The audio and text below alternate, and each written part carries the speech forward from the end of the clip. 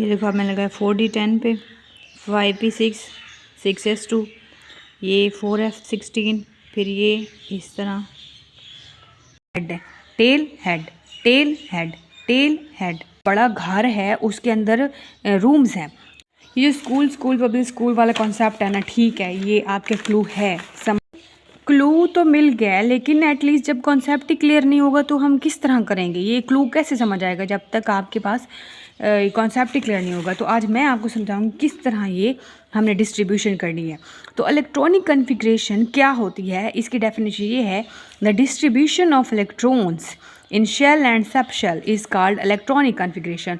और जो हमारे सेकंड है वो है पीरियोडिक अरेंजमेंट, ठीक है, उसमें हमने अरेंज करना है एलिमेंट्स को इन द पीरियोडिक टेबल। अस्सलाम वालेकुम, कैसे हैं आप सब? उम्मीद है खैरियत से होंगे। आज हम स्टार्ट करेंगे इलेक्ट्रॉनिक कॉन्फ़िगरेशन। ये है क्लास 11 के लिए, फर्स्ट ईयर के लिए। तो इलेक्ट्रॉनिक कॉन्फ़िगरेशन क्या होती है हम इसको स्टार्ट करेंगे।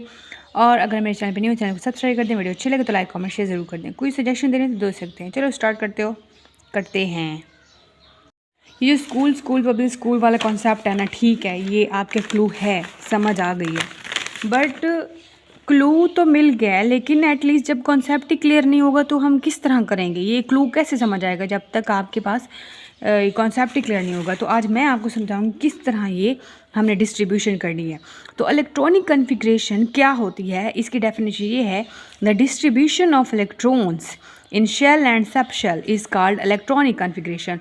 और जो हमारे सेकंड है वो है पीरियोडिक अरेंजमेंट, ठीक है, उसमें हमने अरेंज करना है एलिमेंट्स को इन द पीरियोडिक टेबल, ठीक है। तो अब देखो हमारे पास शेल होते हैं KLMN, ठीक है, 4 शेल। तो अगर हम यहाँ पे फार्मूला हमारे पास लगता है 2n का स्क्वायर, ठीक है। तो अगर हम इसमें 1 पुट करें तो 2 स्क्वायर डालते जाना है और ये हमारे पास निकलता जाएगा। L में 8, M में 18, N में 32, ठीक है। तो इनके स्क्वायर लेते जाओ, इसमें फार्मूला ये लगाते जाओ तो हमारे पास ये इस तरह इलेक्ट्रॉन्स आते जाएंगे। तो इसमें इतने इलेक्ट्रॉन्स आ सकते हैं। तो अब इनके शेल के सब शेल भी हैं। जिस तरह एक बड़ा घर है उसके अंदर रूम्स हैं, तो इस तरह इतने, ये जो एक पूरा घर है अब इसके अंदर भी रूम है। अब K है, अब इसके अंदर जो सब शेल है, छोटा शेल है, वो S है। अच्छा, S में 2 इलेक्ट्रॉन आ सकते हैं, ठीक है।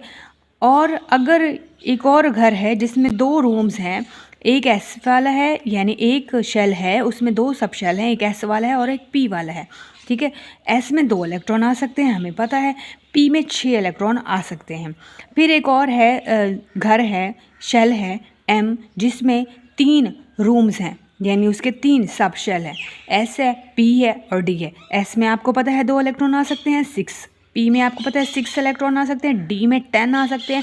और एक और घर है जिसमें आपके पास 32, ठीक है। और इसमें रूम्स देखो 1 2 3 4, ठीक है, 4 इसके अंदर रूम्स हैं। तो इसमें देखो कितने कितने इलेक्ट्रॉन आ सकते हैं। S में हमें पता है 2 इलेक्ट्रॉन आ सकते हैं, P में हमें पता है 6 इलेक्ट्रॉन आ सकते हैं, D में 10 और F में 14 इलेक्ट्रॉन्स आ सकते हैं। ये शेल हैं, ये इनके सब शेल हैं और ये इसके अंदर इलेक्ट्रॉन्स की डिस्ट्रीब्यूशन है कि S में 2 आ सकते हैं, B में 6 आ सकते हैं, D में 10 आ सकते हैं, F में 14 आ सकते हैं। तो ये किस तरह डिस्ट्रीब्यूशन है, ये जो स्कूल पब्लिक स्कूल वाला कॉन्सेप्ट है, ये किस तरह लगेगा, तो मैं अभी आप स्टार्ट करते हैं। फॉर एग्जांपल अगर कोई एटम है, ठीक है, और उसके अंदर जो है सब शेल है, ठीक है, उसके अंदर 2 सब शेल हैं, तो उसके अंदर मतलब क्या होगा कि S में 2 इलेक्ट्रॉन हो सकते हैं और P में 6 हो सकते हैं। 8 वाला अगर कोई है तो, अगर कोई 18 वाला है तो हम कह सकते हैं कि S में 2 होंगे, P में 6 होंगे और इसमें 10 होंगे। तो देखो 10 और 6 16 और 17 18। अगर कोई 32 वाला है, ठीक है, तो उसके अंदर इलेक्ट्रॉन सब शेल में 2, सब शेल S में 2 होंगे, P में 6 होंगे, D में 10 होंगे और F में 14 होंगे। तो 14 + 10 + 6 + 2, तो ये 32 आते हैं। अब डिस्ट्रीब्यूशन करनी है। डिस्ट्रीब्यूशन जब करनी है तो अब पहले देखो 1s2 2s2 2p6 3s2 3p6 3d10। अब यहाँ 1s2 क्यों लिखा, क्योंकि हमारे पास पहले शेल में 2 इलेक्ट्रॉन आ सकते हैं। 2s2 2p6 क्यों लिखा, क्योंकि दूसरे शेल में 8 इलेक्ट्रॉन आ सकते हैं, S में 2 और P में 6। ये 3s2 3p6 3d10 क्यों लिखा, क्योंकि जो तीसरा शेल है उसमें 18 इलेक्ट्रॉन्स आते हैं। ये देखो 10 6 और ये 18 पूरे। अब चौथा जो शेल है जिसमें 32 इलेक्ट्रॉन आते हैं, तो अब यहाँ देखो 4s2, 4p6, 4d10 और यहाँ पे देखो 4f14, 14, 10, 6 और ये 2, तो ये हमारे पास 32 आते हैं। ठीक है, ये तो अब डिपेंड करता है हमारे पास कौन सा एटम आएगा, उसके इलेक्ट्रॉनिक कन्फिग्रेशन हमने करनी होगी, तो फिर इसके अकॉर्डिंग करेंगे। अब इस तरह हम लिखते हैं 5s2, 5p6, 5d10, 5f14, इस तरह 6s2, 6p6, 6d10, 6f14। अब यहाँ पे 7s2, 7p6, 7d10, 7f14। अब ये बात समझ आ गई। अब हमने एरो लगाने और आपने फोकस करना है उन एरोज़ पे, उसी से ही जो आपका कॉन्सेप्ट था स्कूल पब्लिक स्कूल है वो क्लियर होगा, ऐसे नहीं क्लियर होता ये। तो ये आपने अब गौर से देखना है और ऐसे नोट करते जाओ लेक्चर। ठीक है, पहले मैंने 1s पे लगाया, फिर मैंने 2s पे लगाया, अब मैंने लगाया 3p6, 4s2, ये देखो अब मैंने लगाया 4d10 पे, 5p6, 6s2, ये 4f16, फिर ये इस तरह, ये टेल है, ये हेड है। देखो मैंने पहले s पे लगाया है, s, फिर मैंने s पे, s, फिर ps पे, ps, फिर ps पे, ps, फिर dps, dps, फिर dps, dps, फिर fdps, fdps, फिर ये वाली लाइन लिखना भूल गई थी। अच्छा, फिर f, d, p और s, fdps, fdps। फिज़िक्स का आपने रूल समझा होगा, हेड टू टेल रूल, तो हम यहाँ पे भी ऐसे करेंगे। अब ये हेड है और ये टेल है, ये हेड है, ये टेल है, हेड है, tail head, tail head, tail head, tail head, tail head, tail head. इस तरह हेड टू टेल रूल हम अप्लाई करेंगे इसमें भी।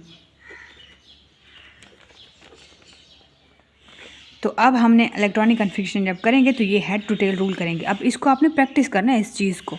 ठीक है, पहले आप बहुत सारी लिख लेना, फिर उसको हेड टू टेल रूल इस तरह आपने इस तरह सीक्वेंस में करना है। अब यहाँ पे क्लू लग सकता है, अब आपको आई होप समझ आ गई होगी। ये देखो school, school, public school, public school, division public school, division public school, federal division public school, federal division public school. अब हम इलेक्ट्रॉनिक कन्फिग्रेशन करेंगे किसी भी एटम की। बस सोडियम है एक एटम जिसका एटॉमिक नंबर है 11। अब इसकी कन्फिग्रेशन करेंगे और सबसे पहले क्या लिखेंगे, सबसे पहले लिखेंगे 1s2, head to tail rule follow करना है, फिर 2s2, फिर 2p6, फिर 2p6, 3s2। लेकिन ध्यान रहे हमने 11 पूरे करने हैं, 2, 2, 4 और ये 6, 10 और ये 1। इसके आखिरी शेल में एक इलेक्ट्रॉन है। तो ये देखो सोडियम के 11 पूरे हो गए, 6, 7, 8, 9, 10 और ये 11। यहाँ पे आपका क्वेश्चन भी बन सकता है, वो ये पूछ सकते हैं कि 4d10 के बाद कौन आता है, 5p6, या ये वो क्वेश्चन पूछ सकते हैं कि 4p6 से पहले क्या आता है, तो 3d10 आता है। ये टेबल आपको याद करना होगा, पहले इस तरह बनाना होगा, लिखना होगा। ये बहुत आसान है, सिर्फ एक बार पहले इस तरह लिख लेना और फिर ये हेड टू टेल रूल वाला ये आपने फॉलो करना है। इस तरह आपने बना लेने हैं, ऐसे एरो बना लेने हैं, फिर head to tail rule follow करते हुए अपनी कॉन्फ़िगरेशन लिखनी है। क्वेश्चन पूछ सकते हैं कि 4s2 के बाद कौन आता है, 4s2 के बाद कौन आता है, तो ये हेड टू टेल रूल के अकॉर्डिंग देखें तो ये 3d10 आता है। ठीक है, 3d10 के बाद कौन आता है, तो 4p6 आता है। या ये पूछ सकते हैं 6s2 के बाद कौन आता है, तो ये आता है 4f14। या पूछ सकते हैं 4f14 के बाद कौन आता है, 5d10। या पूछ सकते हैं 6s2 के पहले कौन आता है, तो 5p6। ये आपने अच्छे से याद करना है, ये बहुत आसान है। ये MCQs आ सकते हैं, पूछ सकते हैं। फॉर एग्जांपल हमारे पास एक एलिमेंट है जिसके इलेक्ट्रॉनिक कन्फिग्रेशन 52 है, तो अब हेड टू टेल रूल करते हुए फॉलो करते हुए हम पहले क्या लिखेंगे, हम लिखेंगे 1s2, फिर हम लिखेंगे ये 2s2, फिर हम लिखेंगे 2p6, फिर ये 3s2, ये 3s2 के बाद हमने 4s2 नहीं लिखना, हमने वापस आना है टेल की तरफ। फिर 3p6, फिर 4s2, फिर 4s2 के बाद वापस 3d10, फिर 3d10 के बाद 4p6, 4p6 के बाद 5s2, 5s2 के बाद 4d10, 4d10 के बाद 5p6। ये इधर फॉलो देखें, 2 2 4 6 ये 10 हो गए, ये 2 और 2 4 6 ये 20 30 30 और ये 40 40 और 6 6 46 47 48 48 और 6 कितने होते हैं 54 होते हैं। तो हम यहाँ पे 4 भी लिख सकते हैं। ठीक है, तो ये जो आपका इलेक्ट्रॉनिक कन्फेक्शन हो गई, आपने head to tail rule follow करते हुए करना है।